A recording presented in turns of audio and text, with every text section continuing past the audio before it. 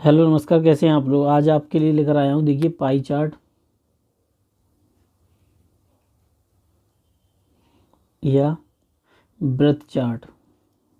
ये एक ही बात है और एक ही चैप्टर है, ठीक है। थोड़ा सा कुछ लोग कह रहे थे सर छोटा दिख रहा है, चलो आज बड़ा ले रहा हूँ थोड़ा सा। तो ब्रेथ चार्ट या पाई चार्ट, तो देखिए परसेंटेज को कैसे कोण में कन्वर्ट करना है और कोण को परसेंट कैसे बनाना है, ये दोनों चीज़ें आपको आनी चाहिए। अगर ये दोनों चीज़ें आपको आ जाएंगी तभी आप समझ पाएंगे कि हमें इसे सॉल्व कैसे करना है, ठीक है। सबसे पहले मैं आपको पहले वाला बताता हूँ, ये वाला, ठीक है। तो देखिए जैसे मैंने कहा कि कोई 3% है, इसको कोण में बदलना है, तो कैसे बदलेंगे। ज़्यादा बड़ा हो गया भाई, ठीक है। तो ऐसा बदलेंगे कैसे, तो भाई देखिए सीधी सी बात समझ लीजिए, 360/100, जीरो से जीरो का 3.6, ये जो आया आपकी वैल्यू निकल के आई डिग्री में। आप समझ लीजिए आपके पास कोई वैल्यू परसेंटेज में हो, घर कोण में कन्वर्ट करनी है, बस आपको मल्टीप्लाई करना है। कैसे, ये देखो 3.6 इंटू 3, तो 36 दूनी 72, 36 दिया 108, कितना हो गया 108। पॉइंट है तो पॉइंट लग जाएगा, 10.8 डिग्री, ठीक है। ये आपका क्या आ गया, कोण आ गया। अब मैं ये कहूँ कि मुझे 5 दशमलव का कोण बनाना है, तब कैसे बनाऊंगा भाई। 3.6 इंटू 5 कितना हो जाएगा 180, जीरो, तो ये 18 डिग्री निकल के आ गया आपका, ठीक है। आपको ये बात समझ में आ गई होगी। अब दूसरा तरीका देख लीजिए आप। अब आपको मान लीजिए किसी को कोण में बदलना है, तो कैसे बदलेंगे। ये वाले को, जैसे मैंने बताया कोण को परसेंटेज में बदलना है। मैंने कहा 360 है जी, 360 को 360 डिग्री है, इसको परसेंट में कन्वर्ट करना है, ये कितने परसेंट है, ठीक है। तो कैसे करेंगे वो देख लीजिए। सबसे बड़े कोण और कुल, पूरा वृत्त जो कोण होता है उसके लिए कुल वाले कुल कितने होता है 360 इंटू 100। भाई ये बात सादा तरीके से बता रहा हूँ, इसलिए जब थोड़ा कन्फ्यूज मत होना।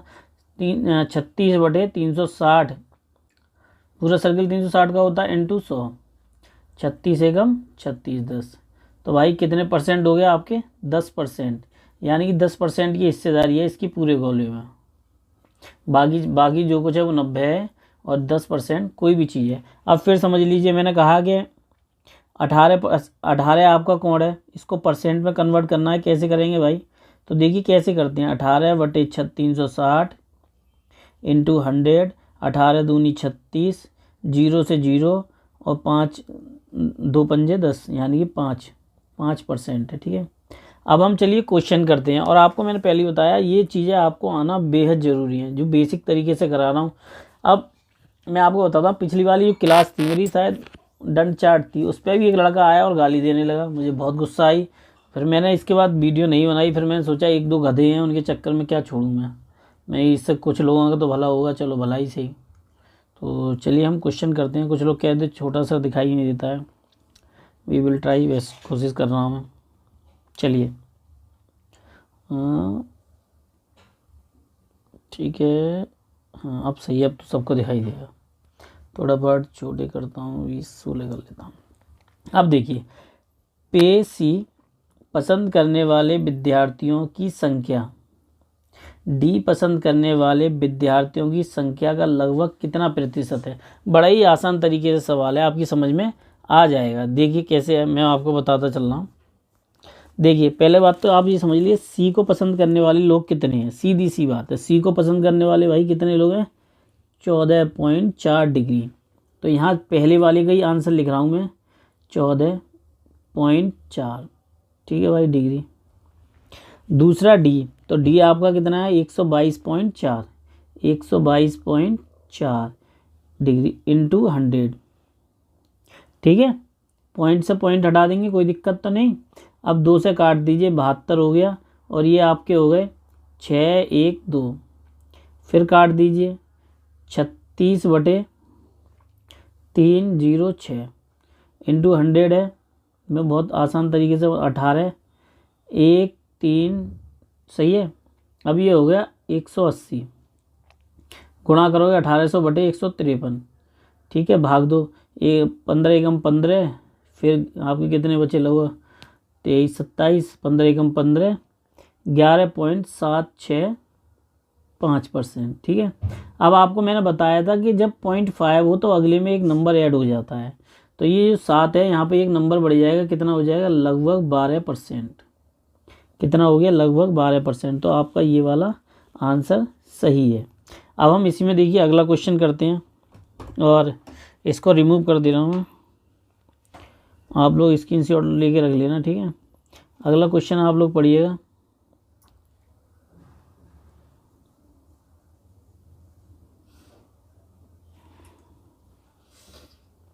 अगला क्वेश्चन आपका क्या कह रहा है, कितने विद्यार्थी बी, पे और ई दोनों को पसंद करते हैं। ये भी बहुत आसान है। अब इसमें आपको कुल संख्या निकालनी है, तो कुल संख्या निकालने का सबसे अच्छा तरीका क्या होता है, कुल संख्या देख लेना। तो ये आपकी कुल संख्या है। ठीक है, अब आपको इसको कैसे फाइंड करना है वो भी मैं आपको बताता हूँ। पहले बी निकालिए और ई निकालिए। बी का कितना है आपके, बी का है आपके 57.6 प्लस, क्योंकि बी और ई दोनों बता रहा है, ये बात समझ रहे हैं। ई आपका कितना है भाई, 64.8, 64 ये सेकंड वाला है भाई। ठीक है, 64.8। अब बात आई कुल की, तो वृत्त का जो पूरा कोण होता है भाई कितने का होता है, 360 का, 360। अब संख्या निकालनी है, तो भाई कुल विद्यार्थियों की संख्या कितनी है, 6800 गुणा 6800। आपको ये बात है कुछ मैं बहुत आसान तरीके से बता रहा हूँ, आपको याद रहनी चाहिए। अगर आप याद करते रहोगे तो आपको फ़ायदा होगा। तो कितना हो गया, 6 8 4 और 7 11 12, 6 5 11 11 1 12 बटे 360। 0 0 1 0 यहाँ से बढ़ा लीजिए भाई, वो 360 में 1 0 बढ़ा दिया है। 68 इंटू 0, 0 से 0 काट दे रहे हैं। अब इन्हें काट लीजिए भाई, 18 हो गया। ये आपके बचे 34 और 9, सॉरी 9 बचे ये आपके 9 हो गए और ये 17। ठीक है, भाग दे लीजिए, 9 एकम 9 और आपके कितने बचे, 9 एकम 9 3, 9 3 27 और 9 3 27 32, 27 5 54, 9 6 54 इंटू 17 गुणा कर लीजिए, आपका लगभग आएगा 2000। 17 छिक्का 102 और 17 तिया 51 और 51 और 52, तो आपके हो गए 2312 ये। ठीक है, यही आपका आंसर है। 2312 आ रहा है, ये देखिए 2312। इसमें बहुत सन्निकट वैल्यू है, इसलिए आपको बहुत ही केयरफुली मल्टीप्लाई करना है। ठीक है, इसलिए मैं आपको बता रहा हूँ, बहुत आराम से क्वेश्चन को फोकस करके आप कर सकते हैं। अन्यथा की स्थिति में तो देखिए भाई, जो भी आपका चल रहा है आपको ही पता है, मेरे कहने ना कहने से क्या फ़र्क पड़ना है उनमें। पढ़ाई आपको ही करनी है। अगला क्वेश्चन देखते हैं। आपको बहुत केयरफुली इसलिए मैं आराम से बता रहा हूँ, ताकि आप सीखें ज़्यादा से ज़्यादा, और थोड़ा सा अगर आप एक क्वेश्चन का भी सही से कर लेंगे तो आपको बहुत फ़ायदा होने वाला है। अगला क्वेश्चन हम इसी में देखते हैं, और अगला क्वेश्चन तब समझ में आएगा जब हम उसको रीड करते रहें। क्या देखिए, वो कह रहा है ए और सी दोनों को पसंद। तो सबसे पहले ए और सी की वैल्यू लिख लीजिए भाई। ए की वैल्यू कितनी है और सी की कितनी है, देखिए। ए की है 79, तीसरे नंबर का क्वेश्चन है ये, 79.2 प्लस 14.4।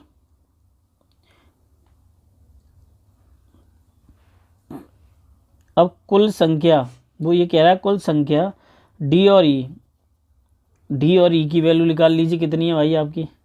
तो डी की वैल्यू कितनी है, 122.4, और ई की कितनी है आपकी 64 ई की वैल्यू कितनी है भाई, ई की एफ की 21.6। इन दोनों का 122.4 प्लस 21.6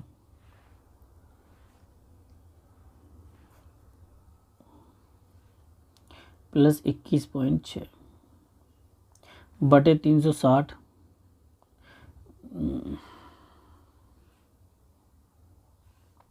गुणा 6800। ठीक है, ये 6800 हो गए। अब आप इनको घटा इनको जोड़ लीजिए। ये आपके हो गए 93.6 और माइनस लगभग लमसम में 144 ले लीजिए इन्हें बटे 360 इंटू 00 सॉरी 6800 इनका गुणा कर लीजिए, आपका आंसर आएगा 952। ठीक है, काट भाग सब्ट्रैक्ट कर लीजिए, क्योंकि ये पॉइंट में वैल्यू आएगी तो लमसम में हम वही ले लेते हैं। ठीक है, 952 तो आपका देखिए 952 इसमें दे रखा है। जब वैल्यू बहुत निकट हो तो हमें बहुत केयरफुली आंसर उनका सॉल्व करना पड़ता है, वरना हमें परेशानी हो जाएगी इसमें। अब देखिए अगला क्वेश्चन हम पढ़ते हैं, जो मैंने सबसे पहले आपको बताया था। वो क्या कह रहा है, ई और एफ दोनों को पसंद करने वाले, ई और एफ दोनों की वैल्यू पसंद करनी है। अब पूछ रहा है कितने प्रतिशत है, कुल का कितने प्रतिशत है। तो भाई एक ही तरीका है इनका, पहले ई और एफ की वैल्यू देखो कितनी है। क्वेश्चन नंबर चौथे में वो कह रहा है ई और एफ की वैल्यू कितनी है। ठीक है, तो ई कितना है आपका 64.8 प्लस 64.8 और एफ का कितना 21.6 बटे 360 इंटू 100। 0 से 0 कट कर दीजिए, इन दोनों को ऐड कर लीजिए। 4 8 6 और 8 14, 4 5 6 और 2 3 आपके कितने हो गए 8 बटे 360। यहाँ से पॉइंट हटा के एक 0 और बढ़ा लीजिए, 10 बचे। 0 से 0 काट दीजिए, इनको काट दीजिए, कितने हो गए भाई 4 3 2 बटे 36, 18 बचे। और आपके 2 16 बटे 9, तो 3 7 21, 3 दूनी 6 बटे 3, 3 अट्ठे 24।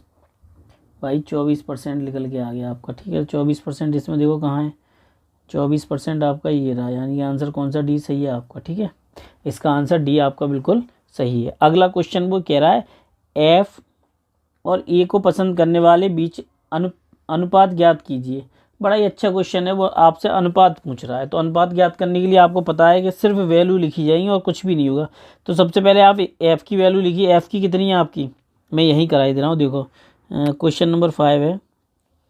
सबसे पहले आप एफ़ की वैल्यू लिखिए, कितनी है 21.6। ठीक है, पॉइंट डिग्री। ठीक है, अब अनुपात का निशान लगा लीजिए।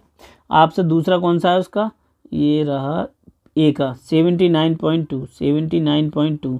तो देखिए पॉइंट से पॉइंट कट कर दीजिए, 2 से 16 यानी कि आपके 10 8 और 3 9 6, फिर कट कर दीजिए 54 और 1 और आपके 9 8, फिर कट कर दीजिए 27 और आपके 9 9। अब ये आपको ही पता है 3 त्रिका 9 11, यानी कि 3.11। तो आपका 3.11 कहीं आ रहा है भाई, देखिए 3.11 आपका पहला वाला ही आ रहा है। चलिए हम इसमें नेक्स्ट क्वेश्चन करते हैं। पैर सो गया मेरा बिल्कुल। कॉल आ रही है। कहाँ आ रही है, जय के पापा की। कब आई, चलो देखते हैं, बात कर लो। कोई आ रहे हैं क्या आज? हाँ वो एक मैडम है, वो आने कह रही हैं। आज कितने टाइम? अब जाओ टाइम आएंगी भाई, देखना तो पड़ेगा। अरे फिर भी टाइम कंफर्म वो तो हो आसपास, 2:30 बजे के आसपास।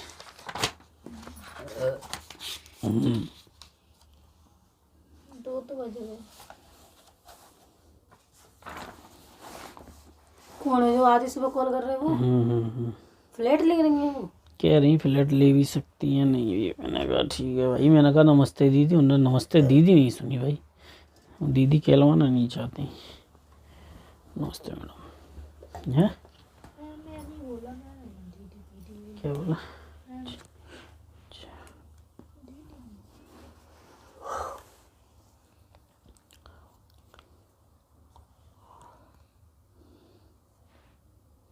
चलिए हम क्वेश्चन देखते हैं। ये देखिए सब डिग्री में है वैल्यू आपकी। ठीक है भाई, कुछ और मत समझ लेना। अब पहला क्वेश्चन देखिए, विद्यालय में व्यय किए गए समय का प्रतिशत ज्ञात कीजिए। विद्यालय में, तो विद्यालय भाई कितना है आपका 105। ये बात आपको समझ में आ गई। अब वो ये कह रहा है परसेंटेज। भाई मैंने आपको पहले ही बता चुका हूँ, परसेंटेज निकालने का एक ही तरीका होता है, कोण बटे 360 गुणा 100, समझ रहे हो आप, कोण बटे 360 गुणा 100। तो आप एक बात समझ लीजिए, विद्यालय की बात आ गई तो विद्यालय का कितना है भाई रेशियो 105। पहला क्वेश्चन करा रहा हूँ, ठीक है। 105 बटे 360 इंटू 0 0, 0 से 0 काट दीजिए। अब इसको काट लीजिए आप, आपको खुद पता चल जाएगी लगभग कितना होगा। तो 3 12, 3 से काट दीजिए, 3 त्रिका 9, 3 पंजे 15, 135 और ये 6 हो गए, ये 5 5 पचम 25, 5 दिया 15, 15 से 17 बटे 6। तो भाई 3 दूनी 6 बचे आपके 5, 9 छिंग 54 बचे 1 और 1 बचे 4, 4 छिंग 36, 129.16 के आसपास आपकी वैल्यू आ रही है। 16-17 के आसपास आएगी। तो आप लमसम में इसको 30 मान लीजिए, क्योंकि यहाँ पे कोई और वैल्यू दे नहीं रखी है, क्योंकि 25 के आसपास है नहीं कोई वैल्यू। तो ये आपका आंसर हो गया, ठीक है। मैं आपको पहले ही बता रहा हूँ कि जितना आप क्वेश्चन करेंगे उससे ज़्यादा समझने के लिए आपको ये समझना जरूरी है कि हम बेसिक तौर पे उन क्वेश्चनों की पकड़ है या नहीं है, ठीक है। अब नेक्स्ट क्वेश्चन देखते हैं इसी में। वह खेल कूद में विश्राम की अपेक्षा कितना समय व्यय करता है। अब एक बात समझ लीजिए, पहली बात खेलकूद, दूसरा आपका विश्राम। खेलकूद और विश्राम, तो आपको इसके लिए बहुत ज़्यादा समझने की ज़रूरत नहीं है। सबसे पहले आप खेलकूद देख लीजिए। खेलकूद आपका कितना है 30 और विश्राम कितना है 120 इंटू 100। ये सेकंड नंबर का क्वेश्चन है। मैं आपको बड़ा आसानी से बता रहा हूँ। 3 4 और परसेंट की कितनी होगी 25, 4 से 100 को काट दीजिए, 125 हो गया, 25% सॉरी। तो कितना निकल के आया 25%, ठीक है। आपका आंसर आ गया 25। अगला क्वेश्चन देखिए इसी में। यदि वह खेल कूद, क्वेश्चन बहुत ही आसान है, थोड़ा सा बड़ा भी है और थोड़ा समझने वाली बात भी है, और थोड़ा सा टाइम लग सकता है इस क्वेश्चन को समझने में। यदि वह खेल कूद में गृह कार्य जितना समय व्यय करे, पहली बात समझ लीजिए, खेल कूद में गृह कार्य जितना व्यय करे, ये बात समझ में आ रही है आपके। खेल कूद में गृह कार्य जितना व्यय करे और शेष कार्यों में व्यतीत हुआ समय स्थिर रहे तो विश्राम में कितने समय की कटौती होगी। तो सबसे बड़ी बात है 120 की। तो आप ये बात समझ लीजिए, क्वेश्चन में ये बात क्लियर है कि आपको 120 जो है वो अपॉन में रखना पड़ेगा, क्योंकि यहाँ ये बात क्लियर हो चुकी है कि वो ये साफ साफ आपसे पूछ रहा है कि एक विश्राम में कितना होगा। तो भाई आंसर जो भी लिख ले, आपका जो भी निकालो लो आप, सबसे पहले आप 120 को समझ लीजिए कि आपके पास 120 वैल्यू है। अब दूसरा वो ये कहता है कि खेल कूद में गृह कार्य जितना, खेल कूद में गृह कार्य जितना, खेल कूद और गृह कार्य, तो खेल कूद आपका 30 है और गृह कार्य आपका कितना है भाई 45। अब वो ये कह रहा है कि जितना इसमें से समय निकाल ले, तो भाई 45 में से आप 30 घटा दीजिए, 30 घटा दोगे तो कितना निकल के आएगा आपका 15। अब वो ये कह रहा है कि उसी समय में से आपको किस में निकालना है, विश्राम वाले समय में, शेष में विश्राम वाले समय में। तो भाई 15 घटा दो 120 में से, तो आपका कितना आया 105। तो देखिए 120 माइनस 105 इंटू 100। अब इसको कट कर लीजिए, आपका कितना बचा 15 बटे 120 इंटू 0 0, 15 अट्ठे 120, 4 दूनी 8, 25, 25 बटे 2, आपका कितना निकल के आया 12.5, 12.5 नहीं 12.5, 12.5 तो ऐसी लैंग्वेज में बोल देते हैं। तो ठीक है 12.5%, ठीक है। यही आपका शायद आंसर होगा, अभी इसमें कहीं ना कहीं दे रखा होगा। देखिए ये रहा। जब आंसरों में नज़दीकी हो बहुत ज़्यादा तो हमें बहुत केयरफुली तरीके से क्वेश्चन को सॉल्व करना चाहिए। ऐसे हम आगे बंद करके क्वेश्चन सॉल्व नहीं कर सकते, ठीक है। अगला नेक्स्ट क्वेश्चन नंबर 4। विद्यालय व गृह कार्य में व्यतीत हुए घंटों में, तो घंटे में भाई एक दिन में 24 घंटे होते हैं, ये बात क्लियर समझ लीजिए। विद्यालय आपका कितना है 105 और गृह कार्य कितना है 45 बटे 360 इंटू 24 घंटे, क्योंकि परसेंट नहीं पूछ रहा है, वो घंटे में पूछ रहा है। तो 60 बटे 360 इंटू 24, 0 से 0 कट कर दिए, 6 छिंग 36, 6 चौक 24।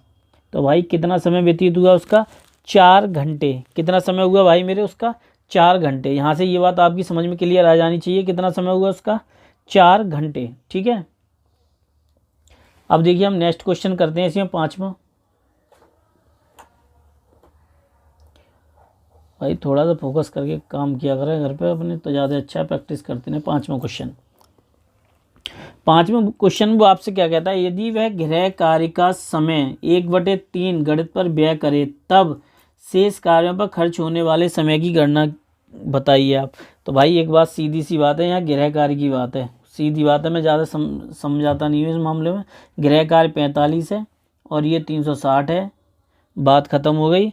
और घंटे की बात चल रही है भाई, तो घंटे का मतलब हो गया 24, तो 45 आप कर दीजिए, 9 पंजे 45, 9 चौक 36, ये हो गए बेटा 8 आपके भाई, और 8 तिया 24, 3 निकल के आए। अब वो कहता है 1/3 व्यय करना है, 3 से 3 कट गए, 1 घंटा बचा।